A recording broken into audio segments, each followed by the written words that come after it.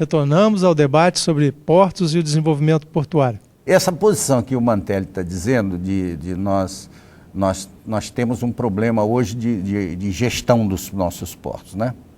Isso aconteceu porque em 80, quando foi extinta a Portobras, criou-se um gap institucional. Porque o sistema portuário brasileiro, eu sou mais antigo, eu posso fazer um histórico aqui. A legislação de 34, você tinha uma certa lógica, você tinha uma estrutura. Existia, os portos eram concedidos ou a particulares ou aos governos estaduais. Vitória era um porto de concessão estadual, a Docas de Santos era um porto de concessão particular. Mas existia uma estrutura do Departamento Nacional de Portos e Vias Navegáveis que fiscalizava tudo isso e você tinha uma política de diretrizes.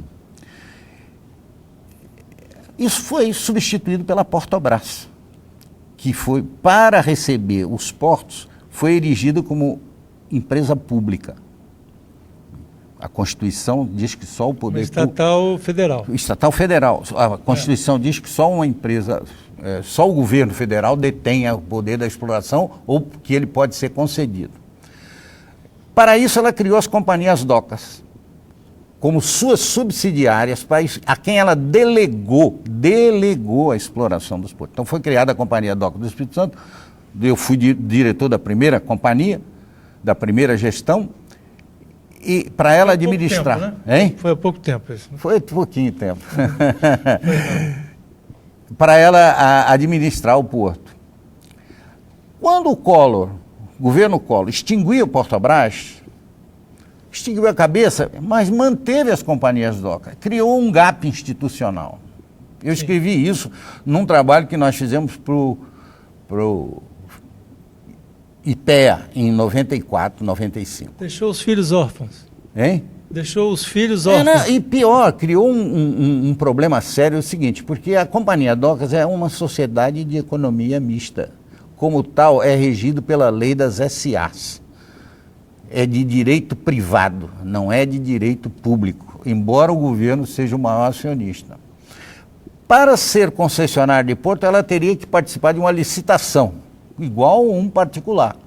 E ela não tem. Então, ficou essa situação que não foi corrigida pela Lei 8.630, que veio em 93. A Lei dos Portos, a Lei de Modernização dos Portos. Sim. E nem pela lei que criou a ANTAC posteriormente, que é a Agência Nacional de Transportes Aquaviários. Justamente isso, que a ANTAC veio como uma forma de ser o órgão mas que não foi prevista. Mas não da política nacional, né? Foi prevista que a ANTAC deveria, está um artigo, deveria outorgar a concessão para as companhias docas, mas o mesmo governo que criou a ANTAC, vetou, dizendo que era inconstitucional, porque ela deveria participar de uma licitação. Né? Então, veja só. Mas, assim, a lei deveria prever uma maneira de se dar uma estruturação a esse problema da gestão que você apontou aí, que persiste até hoje. Então, e pior, a ANTAC, chama-se, a ANTAC é a Agência Nacional de Transportes Aquaviários. Porto não é transporte aquaviário. O porto é o elo de ligação entre o transporte aquaviário e o transporte terrestre. Sim. Ele podia estar na NTT também. Bom, como o Brasil não tem marinha mercante, o que aconteceu? A ANTAC só se dedicou a porto. Tá certo? Nós não temos mais marinha mercante. Sim. Então, ela está criando inspetorias fiscais nos portos. E passou a ser a atividade principal da ANTAC, quer queira, quer não, a administração, a ingerência. Aí o governo, vamos mais adiante, posteriormente criou a CEP, Secretaria Especial de Portos. Ficou uma dualidade de comando em Brasília. Entre a ANTAC e a CEP? Que nem sempre se falam a mesma língua. Além do TCU. Além do TCU, que criou uma diretoria de portos. Além da SPU também, que interfere. E não esquecer que o CAP deveria ter tem essa função. Então, você veja que... Esses são alguns dos entraves que a Esse é o gente... problema. Muita gente mandando. Você vê o problema do gap institucional que nós temos aí. Que, em boa hora, talvez o governo, sentindo a necessidade... Porque, veja só, 80% do comércio internacional flui através dos portos. Em tonelagem dá 90%. Em tonelagem dá até mais, Em mas estou dizendo valor é 80% valor. Em valor comercial de mercadorias, de trade, do international trade, é gerado pelos portos. Não dá para crescer sem ter bons portos. A China agora construiu esse sim é um superporto, tá certo? Xangai? Xangai deslocou Roterdã de primeiro porto do mundo, né? Quer dizer, então, sem você ter um sistema portuário adequado, você não pode ter comércio exterior agressivo. Porque, quer queira, quer não, o custo de transporte, o custo portuário grava na mercadoria a mesma coisa que um fator de produção, é um custo que vai agregado na mercadoria. Se nós, em vez de gastarmos X, gastássemos X menos 2, X menos 3, isso estaria repercutindo em competitividade. Lá fora. Lá fora. Sim, competitividade dos produtos brasileiros lá fora. Então, sem dúvida é necessário. Eu vi um consultor do Banco Mundial, disse em Brasília, num seminário que houve, acho que foi promovido pelo TCU há uns 4, 5 anos atrás, que o mundo mudou. E veja como mudou. Em 2004, 2005, houve aquela crise econômica que deu uma melhorada, mas entramos na segunda crise. Estamos nela, né? E a Lei 8.630 está fazendo 20 anos agora em 2013. Nesses 20 anos o mundo mudou. Eu citei um exemplo aqui, que a França, o Sarkozy, fez uma modificação da legislação em 2010, porque a França era muito conservadora em termos de legislação. Nós copiamos. Mas precisava copiar essa modificação que o Sarkozy fez. Mas a Constituição americana tem mais de 200 anos, está ali. Eu acho que a lei de 8630 não é uma lei perfeita, claro, com todo o ato humano, mas ela ainda não foi totalmente implementada, né? Ela tem coisas boas, o que falta mais é a ação do governo. Eu repito, se mudar a gestão portuária, a administração, colocar um novo modelo de gestão com autonomia, que não é só o custo, quer dizer, como é que tu reduz o custo também? O porto hoje tem que ter velocidade. O caminhão tem que chegar e descarregar, ou carregar e sair, o navio tem que chegar, tem que ter velocidade. Sim. Isso dá competitividade a um porto. É isso que precisa, é o que acontece nos portos que o professor falou, da Europa, da Ásia. Tem que ter velocidade, qualidade de serviço. Singapura. É isso que nós precisamos, e não esse emaranhado de órgãos públicos dentro do porto, fora do porto. Nós estamos falando de um mundo que é muito veloz, né? Muito rápido. Velocidade. Agora, a China exportava 1%, né, do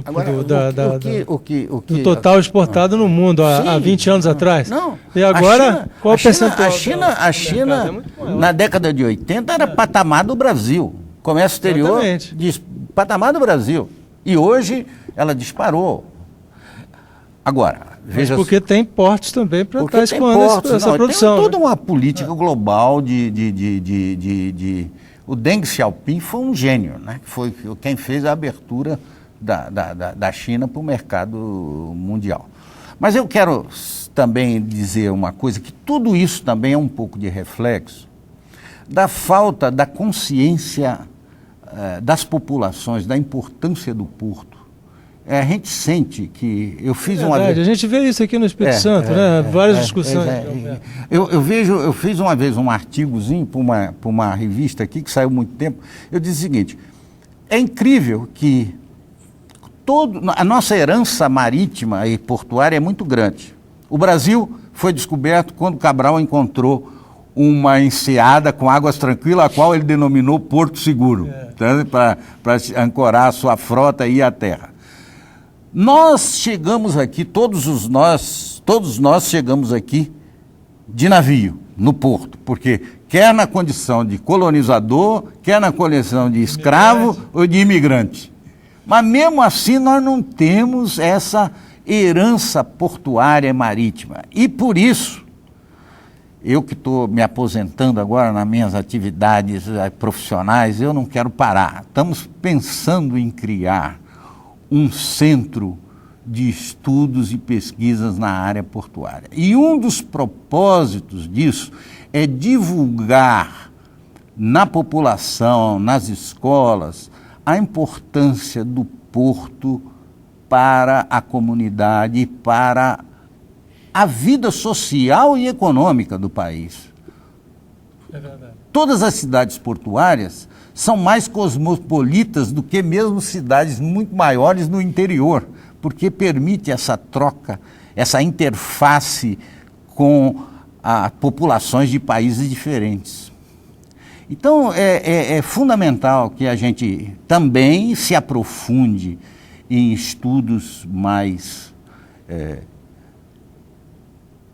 dedicados às questões portuárias, que não é feito, não se tem uma instituição dessa no Brasil. Divulgar essa cultura. Divulgar essa cultura e aprofundar o estudo nessas questões de... A referência de estudos que se tinha no Brasil era o INPH, né? Mas o INPH era muito específico em laboratório de hidráulica marítima, etc, etc. Então, mas a gente está querendo pensar em alguma coisa mais ampla, de ideias, de desenvolver estudos de modelos, de melhoria da operação, de como racionalizar as operações, como possibilitar diminuir custos operacionais, como facilitar os acessos, como você inserir novas tecnologias de coisas. Então, isso a gente tem que convenar com alguma instituição. Eu já conversei, fiz alguns entendimentos com a UFES, etc., para a gente dar partida nisso e oxalá, se a comunidade portuária e dos empresários apoiarem, a gente leva essa ideia para frente. Muito interessante. Vamos ouvir o nosso presidente Sindiópolis aqui, ficou um pouquinho distante da nossa conversa. O Estado do Espírito Santo passou recentemente por um golpe muito grande e a perda de um incentivo fiscal muito importante para importações, que é o Fundap, né? E a gente tinha esse incentivo durante muitos anos que, a princípio, deveria ser reinvestido no desenvolvimento portuário. E nós não fizemos o dever de casa? Me parece que sim, Almir. Entretanto, o atual governo precisa articular novas ações no sentido de captar novos armadores para escalar os portos capixaba. E aí essa questão da discussão do Porto de Águas Profundas, que está colocado, ela é importante aprofundar essa discussão, no sentido de que investimento portuário hoje é muito caro, e o governo, tanto estadual quanto federal, estão escassos de recursos. Então, o governo deveria liderar, e acho que o governador Casagrande está dando um passo importante agora, no estabelecimento do CODES, que é o Conselho de Desenvolvimento, e vai estabelecer algumas câmaras setoriais nessa discussão. Porque a perda realmente dos valores do CMS do Fundap serão representativos, e os municípios vão perder parte da sua receita. Então, vamos sentir isso em janeiro de 2013. A partir de 2013, os municípios passarão a receber menos recursos. E, consequentemente, com a posse dos novos prefeitos, eles precisam reestruturar a sua gestão no sentido da receita versus o gasto. Ok? Fica um alerta para os novos prefeitos aí que não dá para ampliar quadro e sim cortar custos. Aqui no estado... Quais as perspectivas que a gente tem agora de curto prazo? Almir, está dito aí na imprensa, de uma maneira geral, que o Espírito Santo deve abraçar 18 novos projetos portuários, né? Se a gente bobear, nós vamos ficar até sem a praia capixaba, sem o nosso litoral. Esse é o problema, né? Mas isso vai gerar, com certeza, crescimento da economia, empregabilidade e inclusão social. Do outro lado do Sindicato dos Operadores, o que nós, com esse encontro hoje nosso, nós queremos efetivamente buscar uma articulação com as demais entidades empresariais da atividade portuária, no sentido de a gente buscar uma maior sensibilização vis a vis junto à bancada federal capixaba, os nossos senadores e deputados federais, e, consequentemente, eu acho que nós estamos num bom momento para buscar aí a efetiva implantação da região metropolitana da Grande Vitória. Nós temos com novos prefeitos. Com novos prefeitos, novas lideranças, novas ideias, ideias novas. E aí eu entendo que o setor empresarial pode ser o grande articulador, junto com o poder público estadual, o governo estadual, as suas secretarias, com as prefeituras, para a gente fazer uma nova mudança e uma inclusão econômica, social, que traga crescimento, que coloca realmente o Espírito Santo no foco nacional e na sua logística internacional, que é muito importante para todos nós. Ok. Bem, eu queria agradecer a todos aqui a oportunidade e informações tão valiosas, recentes, inclusive sobre a política dos portos e os pacotes que estão sendo discutidos aí com o governo federal. Esperamos que tenhamos êxito, né? E com certeza nós vamos trazer na TV Ambiental debates com os prefeitos, com o governador Renato Casagrande, que vai nos falar nas próximas semanas. Muito obrigado a vocês. Obrigado.